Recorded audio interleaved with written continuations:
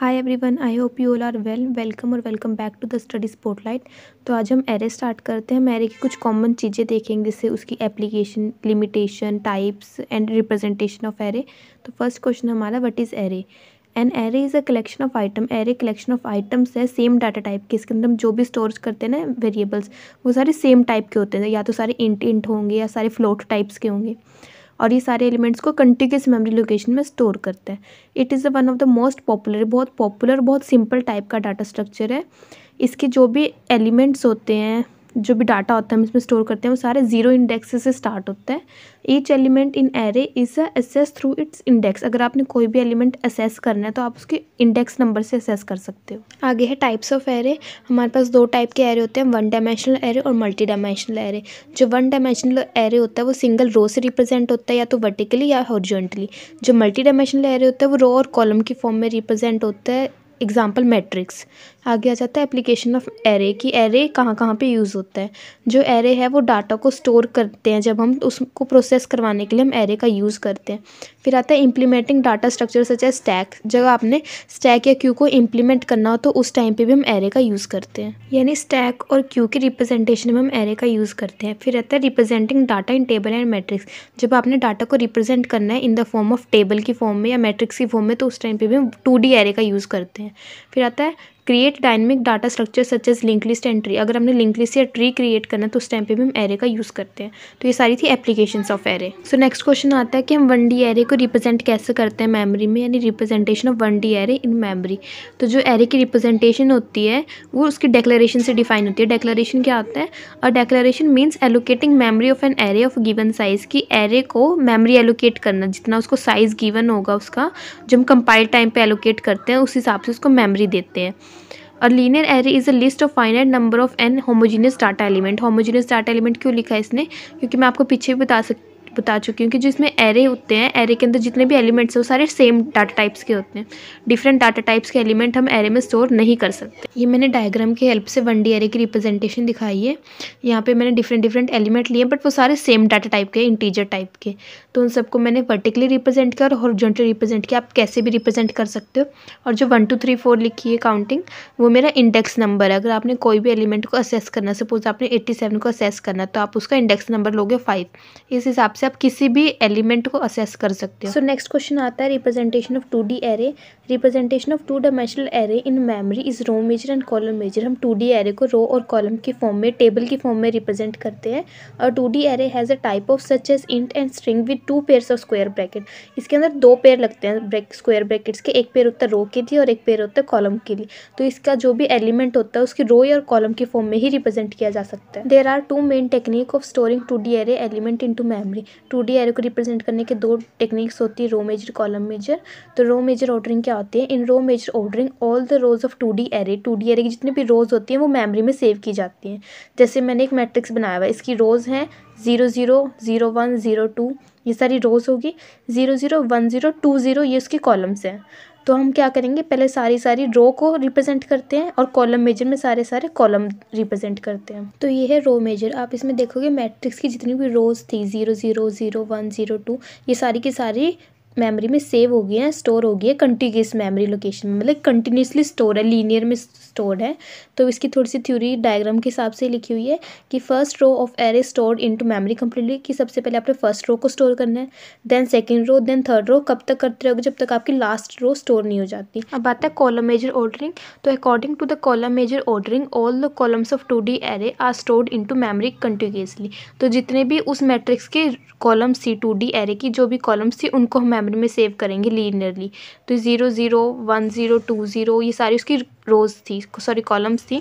तो मैंने सारे कॉलम्स को लीनियरली स्टोर कर दिया। तो इन्हीं को हम रो मेजर ऑर्डरिंग और कॉलम मेजर ऑर्डरिंग कहते हैं। अब देखते हैं calculating the address of random element of 2D array. अगर 2D एरे का आपने कोई भी रैंडम एलिमेंट असेस करना है तो उसको कैसे असेस करोगे? उसका कुछ एड्रेस होता है।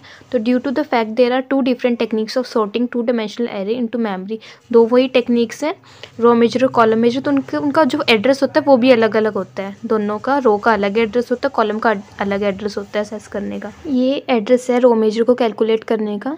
If array is declared by AMN where M is number of rows while N is number of columns. यहाँ पे A जो है वो एरे का नाम है हमारा, M रोज़ के लिए, N कॉलम्स के लिए।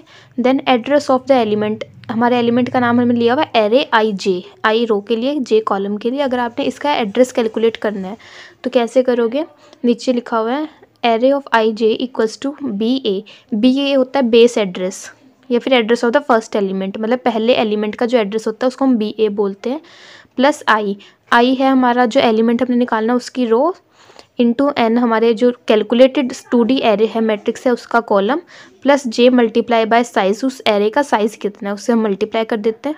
तो ये मेरा रो मेजर कैलकुलेट हो जाएगा। यहाँ से आपने कोई भी एलिमेंट निकालना है रो में से तो यहाँ से हम उसको कैलकुलेट कर सकते हैं इजीली। नेक्स्ट आता है रैंडम एड्रेस ऑफ कॉलम, मतलब कॉलम को निकालने का एड्रेस क्या होता है। If array is declare, same he theory लिखी है। यहाँ पे M हमारा नंबर ऑफ रोज़ है, N हमारा नंबर ऑफ कॉलम्स है। आपने array of IJ he element को कैलकुलेट करना है।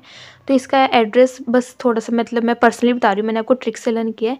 I की जगह J आ जाता है, M की जगह N आ जाता है। उसमें जो BA बेस एड्रेस होता है, फर्स्ट एलिमेंट का जो एड्रेस होता है वो आगे होता है फ्रंट में, यहाँ पे वो एड्रेस पीछे चला जाता है। तो BA यहाँ पे लास्ट में है, बाकी J की जगह I आ जाता है, I की जगह J, M की जगह N आ जाता है। बस इतना ही फ़र्क है, मैंने ऐसे ही लर्न किया था। हमारे पास नेक्स्ट क्वेश्चन आता है what are the operations of array, की एरे क्या क्या ऑपरेशन को परफॉर्म कर सकते हैं।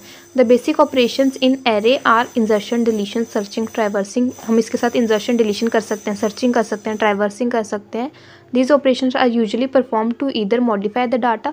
ये ऑपरेशन हम क्यों परफॉर्म करते हैं, या तो हम डाटा को मॉडिफाई करने के लिए, और to report the status of the array, और एरे की रिपोर्ट चेक करने के लिए हम ये सारे ऑपरेशंस उसमें फॉलो करते हैं, परफॉर्म करते हैं।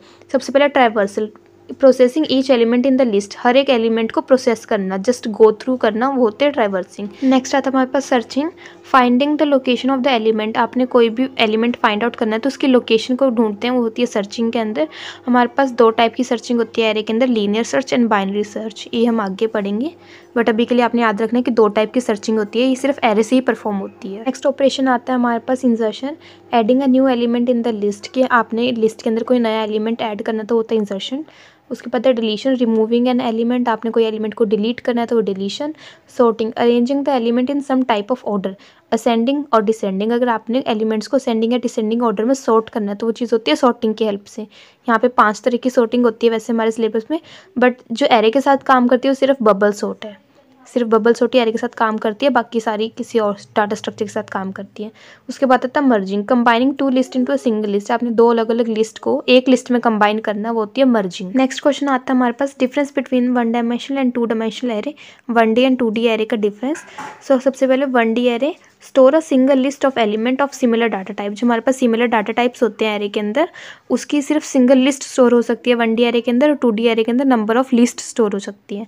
सेकंड पॉइंट आता है represent multiple data item as a list, इसमें मल्टीपल डाटा जो होते हैं वो लिस्ट की तरह रिप्रेजेंट होते हैं, और इसमें टेबल की फॉर्म में रिप्रेजेंट होते हैं, रोज और कॉलम की फॉर्म में 2D एरे में। थर्ड पॉइंट आता है डिक्लेरेशन का, जो 1D एरे है वो डाटा टाइप, वेरिएबल और रो से, डाटा टाइप यानी इंट, फ्लोट टाइप, वेरिएबल हमारे एरे का नाम और रो, और जो 2D एरे है वो उसमें रोज और कॉलम्स की फॉर्म में वो रिप्रेजेंट होता है।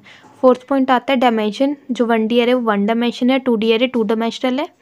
फिफ्थ पॉइंट आता है 1D array has no row column, 1D array में कोई रोज कॉलम्स नहीं होती है, 2D एरे में रोज और कॉलम्स होती है। रिप्रेजेंटेशन है सिक्स पॉइंट, ये मैं आपको बता चुकी हूँ। आप डिफरेंस के अंदर डायग्राम भी बना सकते हो, जो रिप्रेजेंटेशन के अंदर डायग्राम्स बने हुए हैं 1D एरे के और 2D एरे के, तो वो डायग्राम्स भी बन सकते हैं इसके अंदर। लास्ट क्वेश्चन आता है हमारे पास लिमिटेशन ऑफ एरे। तो सबसे पहला पॉइंट है fixed size, array has a fix size meaning number of element that can hold is determined when array is created. जब हम एरे को क्रिएट करते हैं ना तो हमें उसका साइज साथ साथ बताना पड़ता है कि आपने कितने साइज़ का एरे डिफाइन कर रहे हो, तो उसका फिक्स साइज होता है, उसको हम बार बार चेंज नहीं कर सकते रन टाइम पे। दिस मेक्स एरे इनफ्लेक्सिबल, इससे एरे आपका इनफ्लेक्सिबल हो जाता है, साइज इंक्रीज या डिक्रीज नहीं हो पाता। उसकी लिमिटेशन का नेक्स्ट पॉइंट आता है होमोजेनियस डाटा टाइप, एरे सिर्फ सिमिलर डाटा टाइप्स को स्टोर कर सकता है, अगर डिफरेंट डिफरेंट डाटा टाइप्स को आपने स्टोर करना है तो उसमें एरे हेल्पफुल नहीं है, तो इसकी एक लिमिटेशन है कि ये डिफरेंट डाटा टाइप्स को होल्ड नहीं कर सकता। नेक्स्ट पॉइंट आता है वेस्टेड मेमोरी, अगर आपका एरे सपोज आपने एरे को क्रिएट किया 10 साइज़ का, और आपने जो उसमें नंबर्स फिल करवाए वो 80 डलवाए हैं, तो वो जो 2 मेमोरी हमारे पास है वो वेस्ट हो रही है। तो अगर आपका एरे फुली यूटिलाइज नहीं हो पाता तो जो मेमोरी है वो वेस्ट हो जाती है, तो ये इसकी एक लिमिटेशन है। नेक्स्ट पॉइंट आता है लीनियर सर्च। लीनियर सर्च एक टेक्निक है सर्चिंग की, 2 टेक्निक्स होते हैं, लीनियर सर्च और बाइनरी सर्च, उसमें से एक लीनियर सर्च है। अगर आपने सर्चिंग करनी है तो लीनियर सर्च क्या करता है, हर एक एलिमेंट के साथ कंपेयरिंग करता है। कंपेयरिंग करते करते ये मतलब बहुत टाइम लगा देता है। अगर आपका एरे बहुत बड़ा है साइज़ में, लार्ज साइज़ का एरे, तो ये बहुत स्लो प्रोसेस है उसके लिए, तो एक उसकी लिमिटेशन हो जाती है। उसके बाद आता है lack of dynamic resizing. Dynamic मतलब रन टाइम पे, अगर आपने रन टाइम पे अपने एरे को साइज़ को इंक्रीज या डिक्रीज़ करना है तो आप नहीं कर सकते। सपोज़ आपको अभी नहीं पता आपको कितने एरे की ज़रूरत है और आपने बहुत कम एरे या बहुत बड़ा एरे ले लिया, तो या तो वो एरे ओवरफ्लो कंडीशन में आ जाएगा, अंडरफ्लो कंडीशन में आ जाएगा। मतलब लिमिटेशन है ये उसकी कि आप उसको रन टाइम पे चेंज नहीं कर सकते। I hope you find this video helpful. If you have any doubt related to this topic, please comment below, share this video with your friends and subscribe my channel so that you get notification on time. And thank you everyone.